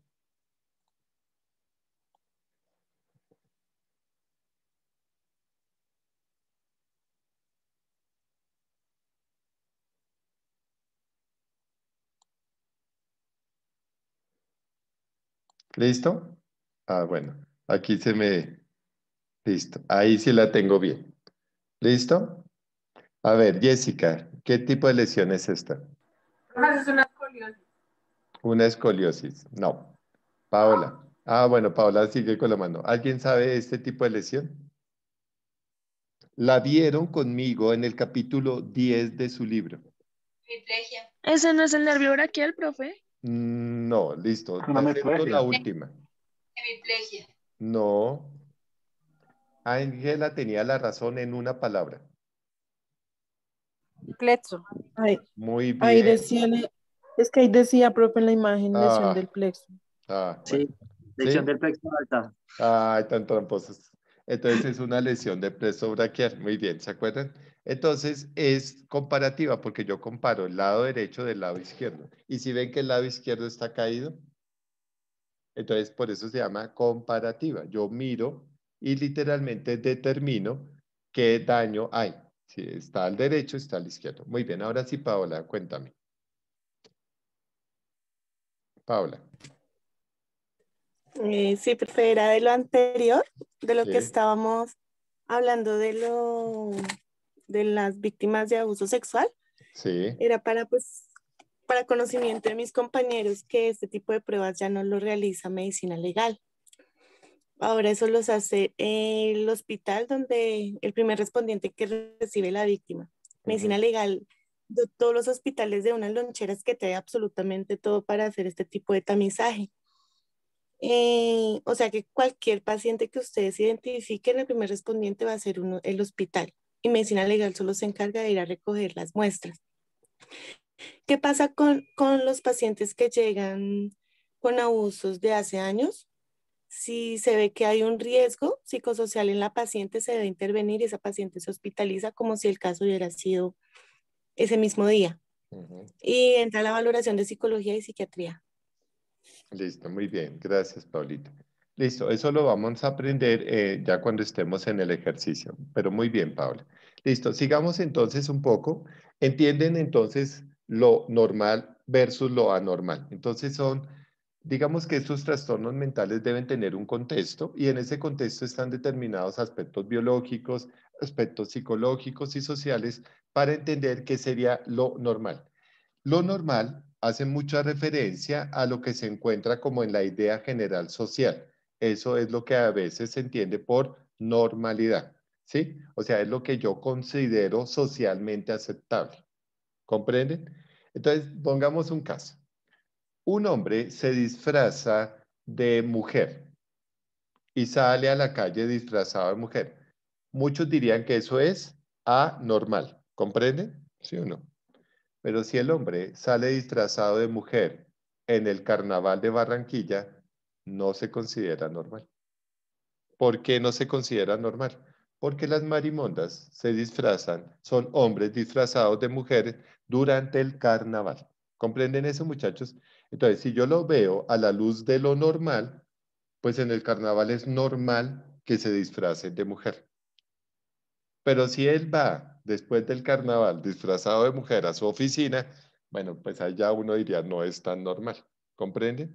Entonces hay una teoría que dice lo siguiente, toda sociedad tiene unos conceptos de normalidad o de norma, pero hay momentos donde esa norma se rompe y se rompe para que digamos, los elementos sociales lleguen al equilibrio. Mira lo interesante. Todo el mundo está, por ejemplo, lo voy a tomar en China. China, todo era el comunismo y era una comunidad muy normativa. estaba normalizada. Tanto es así que vestían igual, los uniformes eran iguales, la comida era igual, como cuando uno está en Cuba, todo es muy parecido. Pero había un solo día donde la gente podía vestirse como quisiera. Ustedes sabían que en la China comunista, el 1 de mayo, la gente era libre de hacer las cosas que él quisiera. Podía ir donde quisiera, podía vestirse como quisiera, podía comer lo que quisiera, solo un día. Entonces mira que toda sociedad lleva a unos espacios para que la gente libere esa presión y como que se regulen las cosas. Todos los carnavales tienen el mismo propósito. Por ejemplo, el carnaval de Viena, el carnaval del Río, el carnaval de Brasil, el carnaval de Barranquilla, el carnaval de blancos y negros. Esos elementos de mucha presión social se liberan en los carnavales. ¿Comprendieron un poco la idea? Entonces, eso es algo muy interesante. Muy bien. Otro elemento importante, bueno, entonces eso generaría una idea de perfección, o sea, las sociedades perfectas. Hay una idea que también es muy de la psicopatología, que es el criterio estadístico. ¿Qué es más fácil encontrar? Por ejemplo, ahorita estamos hablando de los brotes, de los picos, de la estadística como elemento de enfermedad. O sea, por eso dicen, llegó el tercer pico, va a llegar el cuarto pico y así. En Colombia van a haber unos 80 picos. Entonces está. En los países industrializados los picos ya son otro concepto. Pero mire que ese criterio estadístico de normalidad generó un concepto muy interesante. Lo voy a traer acá. Miren. El DSM, mira cómo se llama. DSM, Manual Diagnóstico y Estadístico de los Trastornos Mentales. Entonces, el DSM como tal establece los elementos estadísticos. ¿Qué tanto una enfermedad se da o no se da? Por ejemplo, en Colombia, ustedes, muchos son del campo, por ejemplo, Paulita debe ser auxiliar de enfermería o eres jefe de enfermería o algo así. Paola. ¿Cuál Paola? ¿Yo, profe? Paola Parada. Sí, profe, yo soy enfermera. Listo, perfecto. Entonces, allá muestras una estadística. Tú eres en enfermería, ¿tú sí has escuchado las 10 causas de morbilidad que se reportan en tu hospital o en tu unidad? El sedentarismo. Sí, pero sí las has escuchado. Las 10 principales causas de morbilidad. Entonces, mira lo curioso. Todo en la clínica se establece por dato estadístico. Cuando ustedes estudiaron psicometría, ustedes veían una curva que era la campana gaussiana. Vamos a verla aquí. Y entonces, en la campana gaussiana, la media y la moda, ¿qué muestra? Media y moda, lo normal. Por eso es que se habla de normalización de la estadística. O sea, la media y la moda me dan lo normal. Es decir, las personas se deben acomodar en estos puntos de la campana. ¿Sí lo vieron en psicometría? Listo. En estadística también lo vieron. ¿Qué Sí, sería señor. lo anormal en la curva gaussiana? Las puntas, donde solamente el 5% de la población cae. Ahí. Entonces, ¿qué sería lo anormal estadísticamente? Las puntas de la curva o de la campana gaussiana. ¿Comprenden eso que estoy diciendo? Lo normal es todo lo que está en el centro. En el centro. Y lo patológico, lo que está en los extremos. Entonces, por eso es que el manual, el DSM, se llama Manual de Diagnóstico y Estadístico. Eso significa que hay enfermedades más frecuentes en ciertos lugares. ¿Hasta ahí me están comprendiendo el concepto? Profe, Dime. dentro del ejemplo que usted nos muestra acá, digamos que las caídas también podrían ser señales de advertencia. Claro, pero eso O sea, no hay implicaría, patología como tal, pero ya está como mostrando preocuparse. un elemento no normal. Ok. ¿Sí ves? Un elemento no normal que va a convertirse posiblemente en una enfermedad. Eso es de la estadística. Entonces, los picos de la campana son lo que nos mostraría lo que no es normal. Listo, vamos a jugar a algo tonto. Listo, voy a volver a hacer una curva, una campana gaussiana. Y lo voy a hacer con 2 dados. 2 dados. Listo. A ver si me entienden. ¿Qué sería lo patológico si yo lanzo los 2 dados? ¿Qué sería lo que no, que es muy difícil que se encuentre? Estadísticamente el 1-1 y el 6-6. Muy bien. O sea, estadísticamente el 2, muy bien, y el 12. ¿Comprendes? Sí, señor. Porque 12 solo se obtiene teniendo 6 y 6. Es correcto. Y 2, perdón, de 1 y 1. ¿Cuál sería el dato normal? O sea, ¿qué es lo normal? El 7 es el que... número 7. Muy bien. Estadísticamente. Listo. ¿Por qué? Porque el 7 lo va a formar el 6 y el 1, el 6 y el 1, 5 y 2. el 5 y el 2, el 4 y el 3. y el 4 y el 3. Ahora les va a dar risa lo que les voy a decir. ¿Dónde pagaría más el casino? ¿A quién le pagaría más? ¿Al que saque o 2 O el 12. o al 12? Muy bien. ¿Y a quién le va a pagar menos? A los que saquen 7. Por eso en los juegos de dados se paga más al que saca los extremos y menos al que saca el grupo normal. ¿Comprende? Por ejemplo, el 6 lo puede formar el 5 y el 1, el 4 y el 2, y el 3 y el 3. ¿Sí me comprenden? Entonces esos valores son normales. ¿Están entendiendo los elementos de normalidad de acuerdo a la estadística? Los Sí, que señor. se aglutinan en el centro sería lo normal y lo que está por fuera hacia las puntas, hacia los extremos de la campana, sería lo anormal. Lo anormal. Por eso veíamos que se llama diagnóstico y estadístico. Muy bien, sigamos. Uy, puchica, ya se pasa mucho rápido el tiempo. Listo. Otro elemento de normalidad es lo que obliga a lo anormal sería lo que rompe o fractura un criterio social. Por ejemplo, si yo estoy en una manifestación, ¿qué sería lo patológico? Si estoy en una manifestación, ¿qué sería lo patológico? ¿La violencia? ¿Qué se esperaría que suceda en un criterio social de una manifestación? ¿Agresión? La agresión. Entonces, ¿qué sería lo patológico? Que usted se Que quede sea algo dormido. calmado. Calmado. Que esté totalmente calmado. ¿Sí entienden? Porque es un criterio social.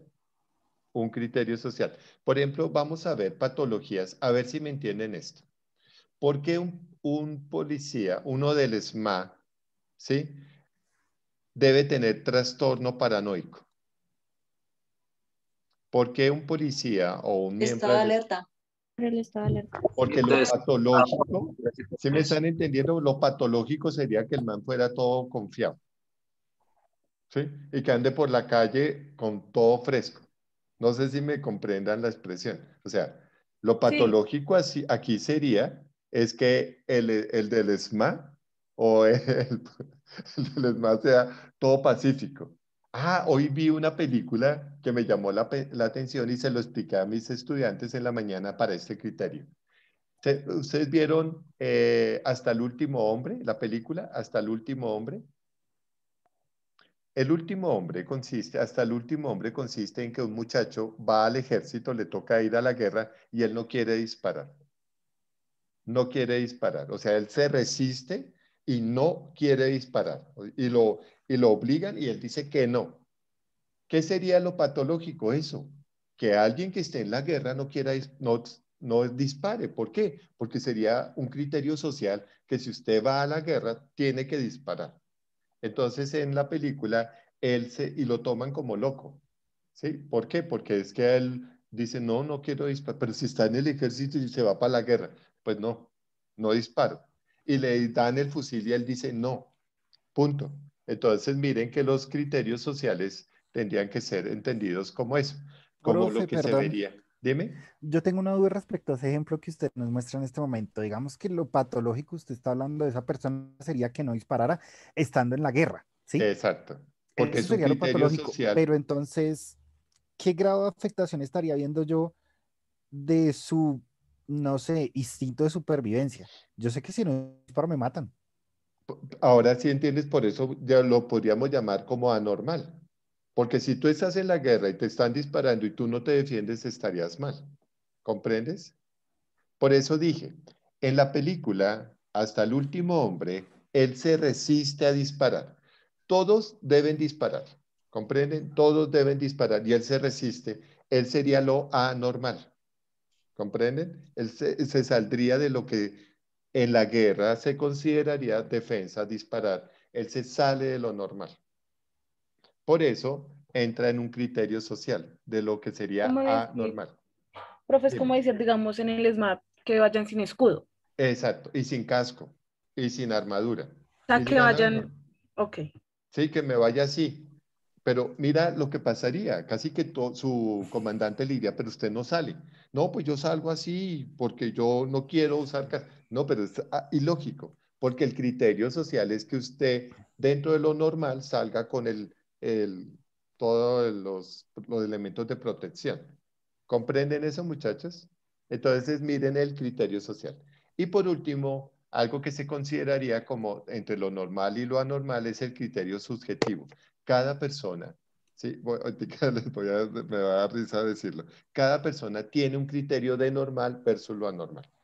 Es como aquel que le gusta comer mocos, al que le gusta le sabe, ¿sí? Punto. Si le gusta, pues le sabe. Pero miren que es un elemento social, o sea, él dice, pues a mí me gusta comer mocos. Y todos, "Ah". Listo, ¿quién dijo profe? Dime. Listo, muchachos. Entonces, digamos que la discusión más fuerte será qué es lo normal y qué es lo anormal. Ah, me salí, discúlpenme. Muy bien. Bueno, no, ya se nos pasó el tiempo. Bueno, mañana, pues no, mire, no avancé nada. Pues mañana vamos a ver términos utilizados en psicopatología. Mañana vamos a ver todos los términos.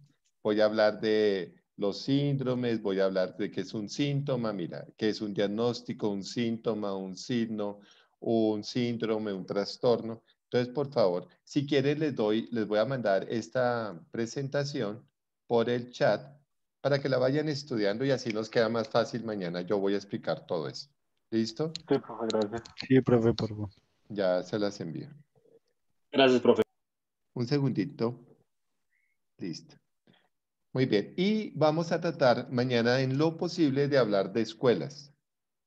Inclusive en el libro de psicopatología clínica está todo lo de referente a lo anómalo. ¿Sí? ¿Qué se consideraría normal o versus anormal? Y vamos a entrar a escuelas. ¿Listo? Entonces, por favor, preparan para mañana los conceptos de escuela. ¿Qué dice el psicoanálisis? ¿Qué dice el conductismo? Etcétera. Listo, nos vemos mañana, muchachos. Gracias, Chao. profe. Gracias, profe. Gracias, profe. Profe, una pregunta. Señora. ¿El link de esta clase es el mismo del de la mañana? Para mañana Sí. poder ingresar en la mañana. Sí, es el mismo. Ah, bueno, mañana es a las 8, ¿cierto, profe? Sí, de 8 a 10.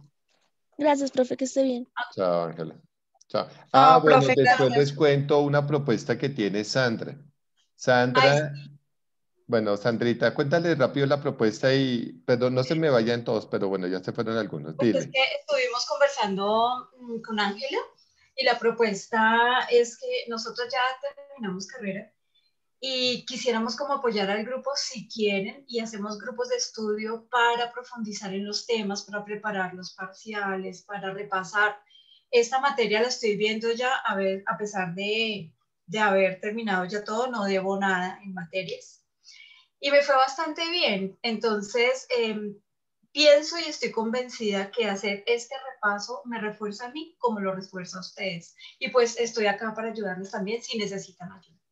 Listo, entonces, por ejemplo, me dicen, listo, profe, no me acuerdo nada de neuro, entonces forman un grupo de estudio, pero es en serio, o sea, o que ustedes dicen, no, profe, yo no voy a participar, o sea, la verdad no, pero por ejemplo, Ángela, Sandra y otros compañeros que se van a graduar o ya son egresados, los van a apoyar, entonces ustedes dicen, por ejemplo, área de psicobiología, área de personalidad, área de no sé qué, y van repasando a la vez ellos repasan y ustedes estudian un poquito más. Repasamos entre todos y fortalecemos las áreas que encontremos flojas y pues nada, yo pienso que una de las tareas aquí es ayudarnos entre todos y salgamos muy bien preparados, porque en serio que hay que sacar la cara por la carrera y por la universidad que representamos.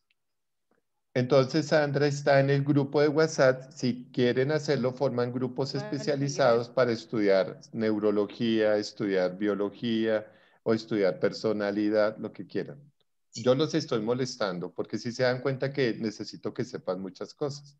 Entonces, ustedes toman la decisión. La propuesta ahí está. Listo, gracias, Sandra. Y gracias a Ángela que tuvieron la iniciativa. ¿Listo? Gracias, compañeras. Gracias, profe. Bueno, chao. Gracias. Muchas gracias. Profe, Dime. gracias. Que yo tengo, bueno, el día de mañana quizás yo no me pueda conectar a la clase. Es que Ajá. tengo que,